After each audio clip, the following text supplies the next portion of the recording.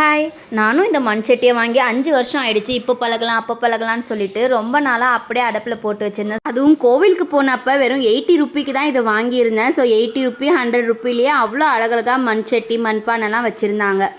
So இதை ஒரு நாள் ஃபுல்லாக இருந்துட்டு நான் தண்ணியில் ஊற வச்சு எடுத்து காய வச்சுட்டேன். ஸோ காய வச்சதுக்கு அப்புறம் தான் இந்த அரிசி கழுவுன தண்ணி ஊற்றி கொதிக்க வச்சுட்டு இருக்கேன். இந்த அரிசி வடித்த தண்ணி, அரிசி கழுவுன தண்ணி இதில் எதுனாலும் நம்ம யூஸ் பண்ணிக்கலாம். ஸோ இதை போட்டு நம்ம கொதிக்க வைக்கும்போது அந்த நுரையாக வருது பாருங்கள். ஸோ அது மாதிரி நல்லா கொதிச்சதுமே ஆஃப் பண்ணி ஒரு ஓரமாக எடுத்து வச்சுட்டேன். ஸோ அதை வாஷ் பண்ணி திரும்பவும் அதை காய வச்சதுக்கு அப்புறம் நல்லா காஞ்சதுக்கு பிறகு தான் ஆயில் ஊற்றி நல்லா 2 பக்கமும் அதை அப்ளை பண்ணி திரும்பவும் அதை நம்ம ஒரு 8 ஹவர்ஸ்லேருந்து 12 ஹவர்ஸ்க்கு காய விட்டோம்னா அந்த ஆயிலுமே அந்த மண்சட்டியில் நல்லா அப்சர்வ் ஆகிடுது.